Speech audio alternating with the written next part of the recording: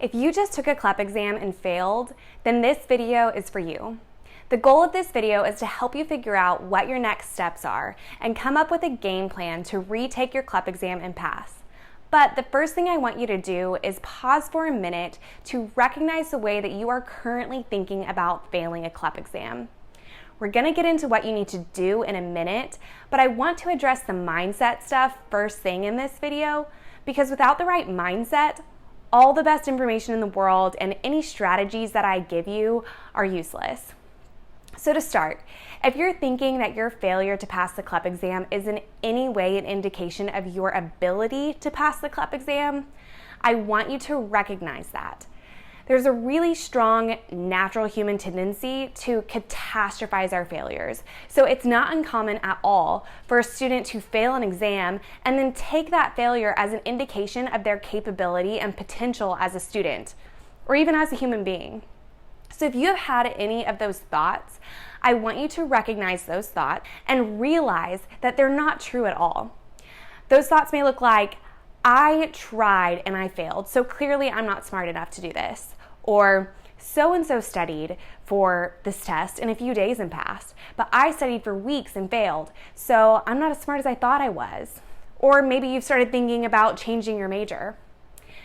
You may have had thoughts like that, or maybe not, but either way, I want you to know that none of the CLEP exams are IQ tests in any way.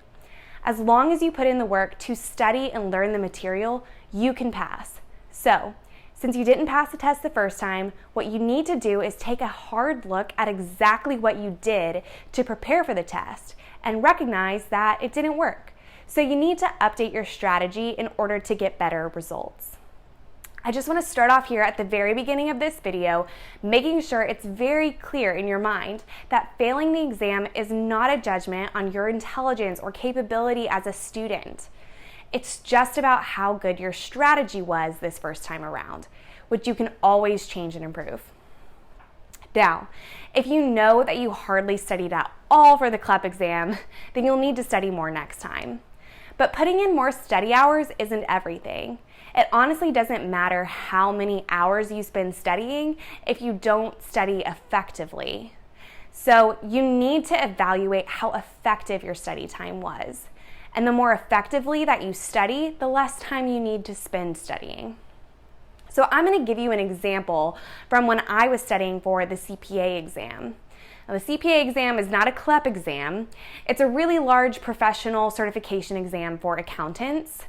But I'm just going to use my experience studying for the CPA exam as an example here, because the CPA exam is a very challenging exam, and I took the CPA exam while I was working full-time in public accounting at a very demanding job. So the experience basically forced me to learn a lot about how to optimize my study time so that I could learn a lot of material in a short period of time. So the CPA exam is a 4-part exam, and all 4 parts are taken separately. And I'm kind of embarrassed to admit this, but I spent 6 months studying for the first section of the exam, and then when I took the test, I barely passed it. Now, I was working really long hours while trying to study at the same time, so I had known that it was going to be a challenge for me, but still, I studied for 6 months and I barely passed. So needless to say, I was very discouraged. I got really nervous that I just didn't have what it takes to pass all 4 parts of the CPA exam, especially because all 4 parts of the CPA exam had to be passed within 18 months to become CPA.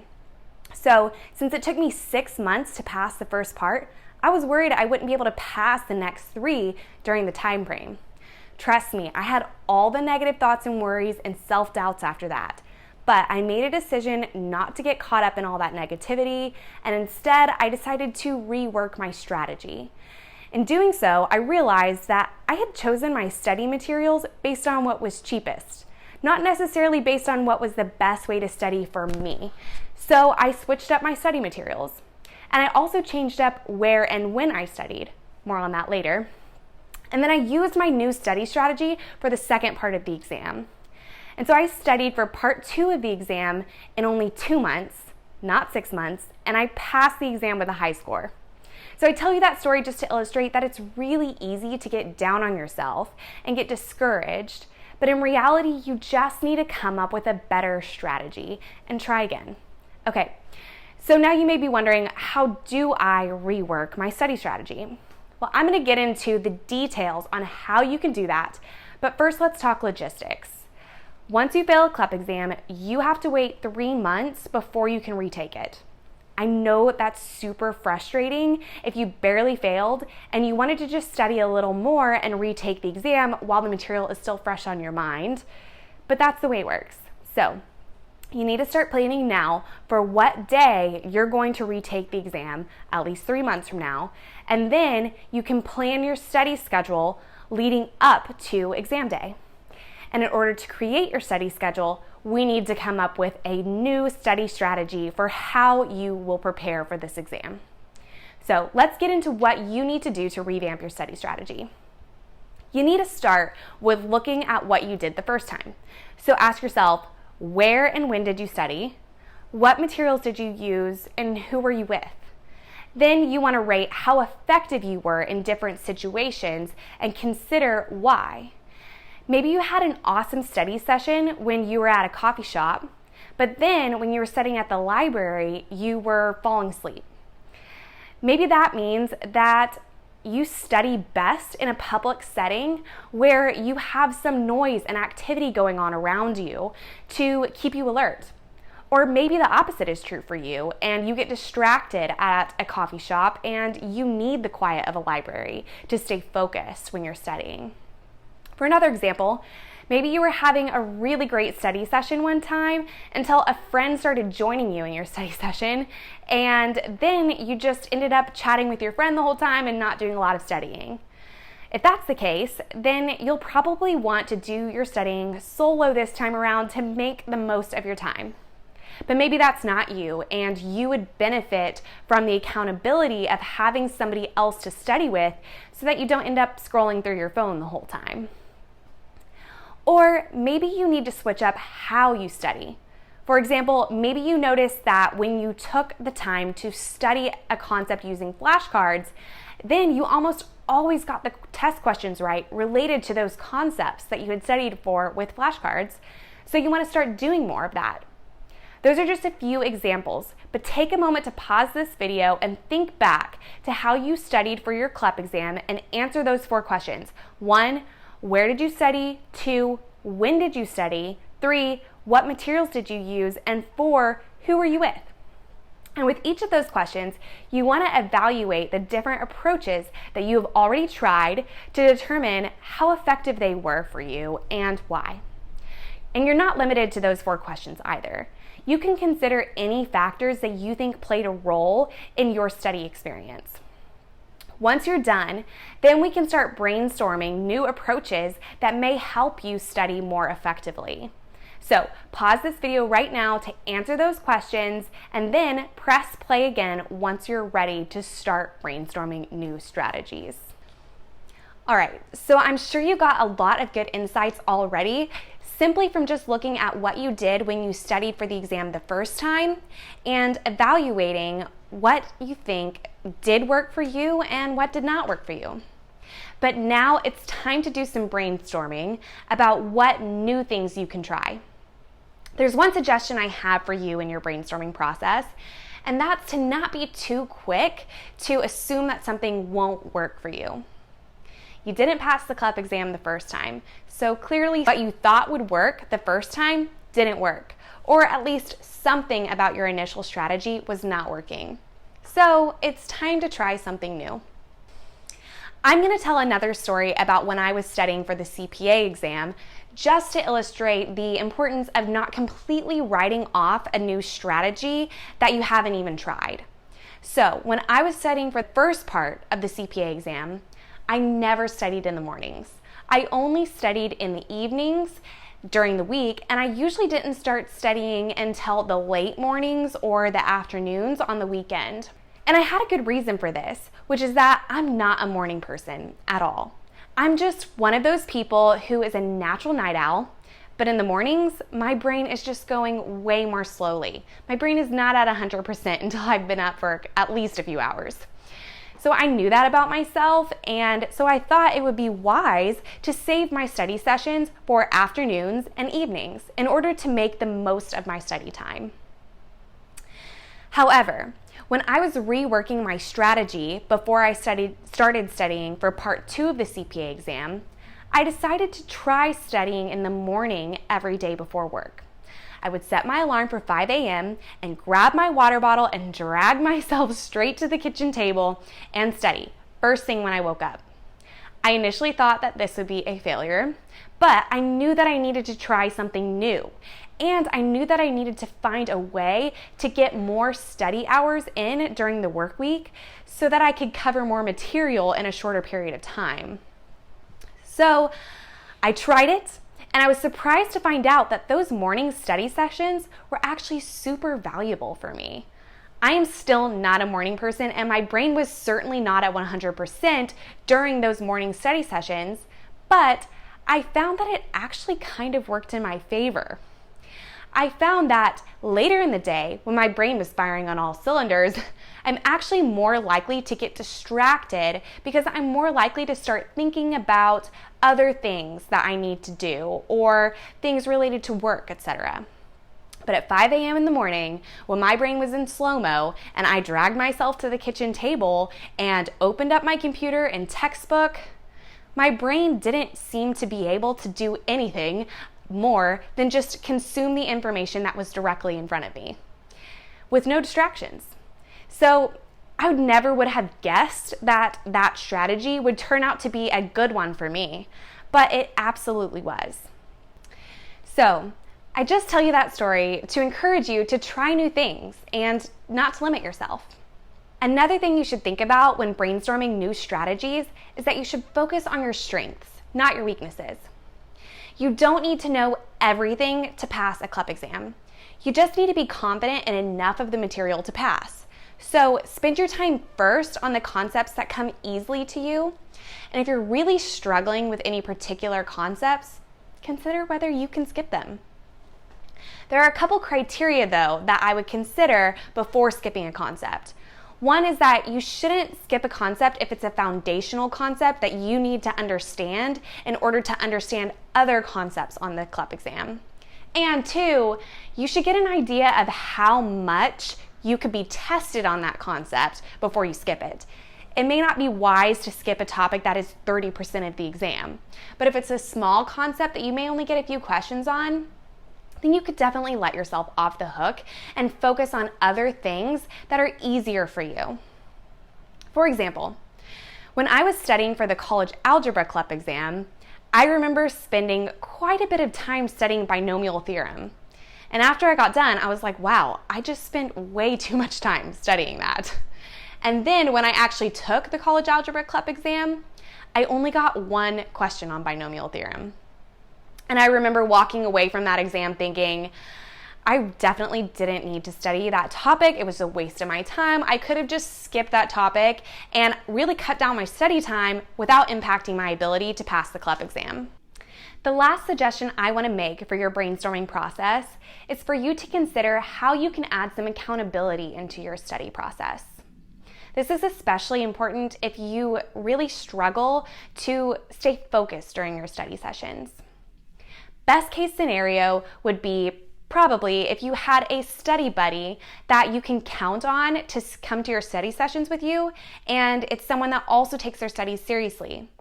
But I know that's not possible for everyone. But fortunately, there are a lot of other ways that you can hold yourself accountable during your study sessions.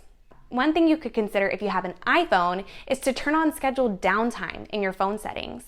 If you go to the settings app in your iPhone and then screen time, there's a section called downtime that you can use to schedule a period of time where you can only receive calls and access certain apps that you designate ahead of time. Then for that entire period of time, you literally cannot open any apps on your phone that weren't selected in advance, and you won't receive any notifications. Or better yet, you could just turn your phone off completely for an hour or two during your study sessions. Trust me, you'll survive. And you'll be proud of what you accomplished after the fact. Another tool that a lot of people find valuable is online co-working platforms. There are several options out there, but the one that I've heard of is called FocusMate.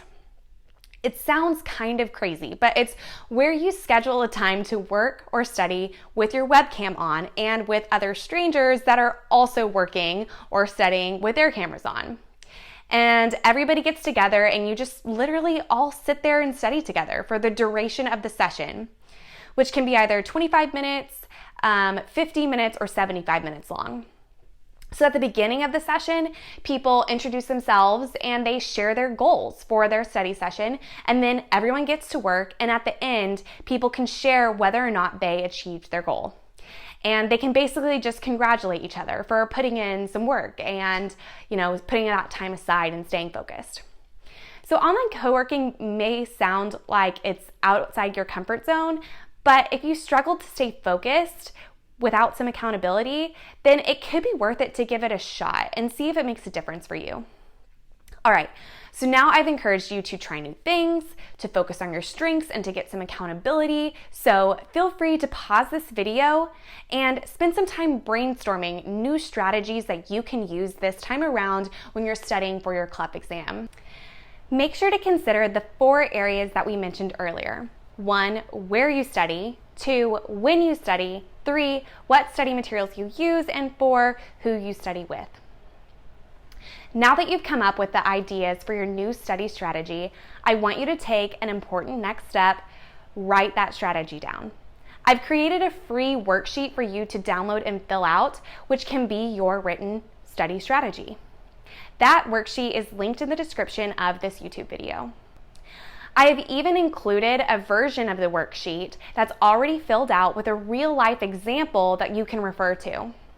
I took the time to put this together because I want you to be successful, and I know that if you write your study strategy down, it will greatly improve your chances of success. I don't want you to just rely on thinking through it to stick. This is especially true if you're at the very beginning of your 3-month waiting period between exam takes, and you won't be implementing your study strategy right away. It's going to be very easy to forget the details of your strategy or veer off track if you don't write it down. Even if you're going to start implementing your study strategy right away, it is still important to write it down. I know that all of you are really busy. If you're watching this channel, then I know that you're a high performer. And being a student is challenging in general. And with everything that you have going on, there will always be a risk that you get caught up in the busyness and you just start doing whatever's easiest rather than sticking to your strategy. I recommend that you write down the key elements of your strategy that you're going to commit to and place that written strategy somewhere where you're going to see it. You could tape it to the front cover of your study guide, or even tape it to your bathroom mirror if you're going to start studying right away and you want that reminder every morning just to help keep you motivated. Whatever you decide, write down your study strategy, place it somewhere where you'll see it, and commit to following through. Okay, so now that you have your new and improved strategy and you're committed to following through, there is just one last step you need to take. You need to create your study schedule. I covered how to create a study schedule in my video titled How to Take a CLEP Exam, which you may have already seen, but I'm going to give you the cliff notes here on how to make a study schedule in this video, and I'll provide some special considerations for exam retakes. So you can start by making a rough estimate of when you think you should start studying. For example, if you just now took the exam for the first time and you still have almost 3 full months before you can retake the exam, then you won't need to start studying right away. And let's say that you want to retake the exam as soon as possible once that 3-month waiting period is up, and you think, based on your knowledge of the exam content so far, that you can both cover the new material that you need to cover, that you haven't covered yet, and review material that you've studied already in 3 weeks. And as a very rough estimate, you think it would be about 3 weeks, so that means you would plan to start studying at least 2 months from now, maybe a little longer. If that's the case, then I would recommend taking a practice test around 2 months from now, just before you plan to start studying. Then you can use the results of your practice test to build a more detailed study schedule at that time. So pick out that date on your calendar and write it in your schedule. Write it in your schedule that you're going to take a practice test on that day. So go ahead and decide what time you'll take it and where you'll take it. So you can treat it as an appointment that's non-negotiable that you have set for yourself, and make sure you don't miss it. If you plan to start studying right away, then you could take your practice test now. I just want you to make sure that you do this step right before you're going to start studying and right before you're going to get serious about your studies. You just don't want to take a practice test and build your study schedule too far in advance of when you're actually committing yourself to studying regularly, because you want to get a good idea of what you actually need to review at that time. And it is possible you could start forgetting details if too much time passes. Once you've taken the practice test, go through the results of the practice test and take note of what questions you did and did not answer correctly. List out those topics and concepts that you need more work on based on the results of your practice test. Then you can use that knowledge to come up with an idea of what material you plan to cover. For example, let's say that you're using an REA study guide to study, and the study guide has 7 sections. And let's say that when you took your practice test, you got all the questions right related to 2 of those sections in the study guide. So you don't think you need to study those 2 sections again. But you got questions wrong on the other 5 sections. And out of the remaining 5 sections, 1 is especially difficult for you, and you know that you need to spend a lot of time studying that section. And so you want to consider whether you can skip it. And let's say you decide, all right, that section is only 10% of the exam, and you know that that topic is not a foundational concept that's necessary to understand for the other sections on the exam. And you know that you only need to get a 50 out of 80 to pass, so you decide to skip that section. So that means that you plan to study the 4 remaining sections in your study guide this go around. The next step, which is a very important step, is to take a look at your current weekly schedule and identify exactly where and when you plan to study. If you plan to start studying right away, then you can do this step now. But if you plan to start studying 2 months from now, you'll need to consider any changes that may occur in your schedule during that time, or just wait to do this step until you're actually prepared to start studying. You need to identify the exact times in your schedule that you will commit to studying and identify exactly where that will be. Treating your study sessions like non-negotiable appointments that are at a specified time and place is important in order to keep you consistent. Make sure that the times and places you decide on are intentionally selected so that they're in alignment with your new study strategy that you committed to.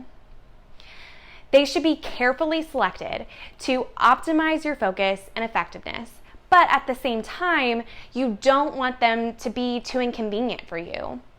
You want to make it as easy on yourself as possible so that you have no excuses not to follow through. Just do your best to try and find that perfect mix and select times and places that are both convenient and that maximize the effectiveness of your study session.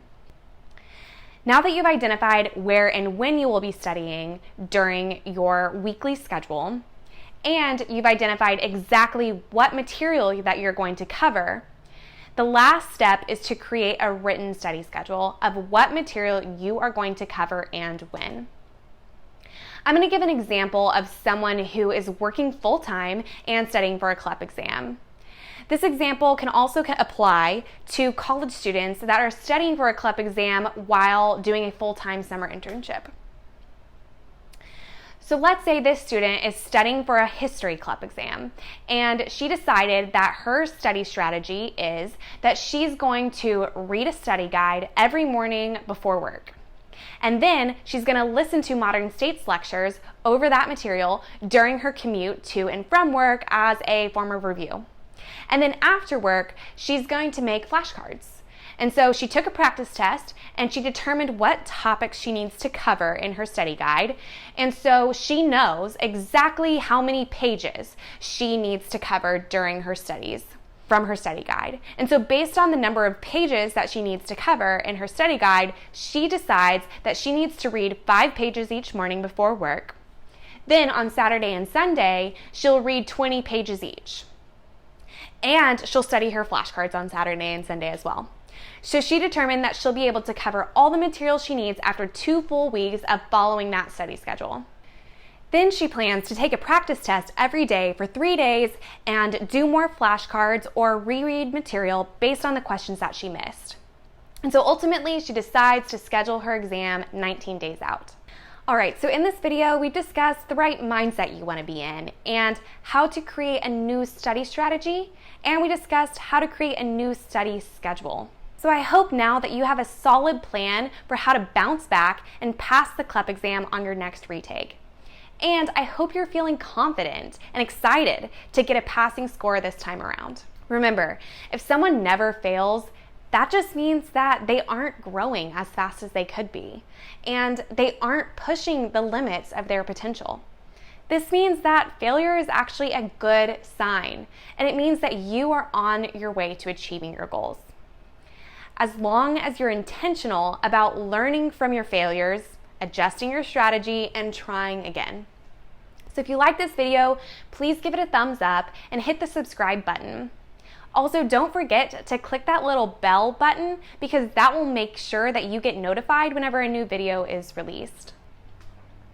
If there's anything in this video in particular that I mentioned that you found especially valuable, please leave a comment and let me know. Or let me know if you have any other questions. The goal of this channel is not only to help you save time and money in college, but also to unlock your potential to perform at your best.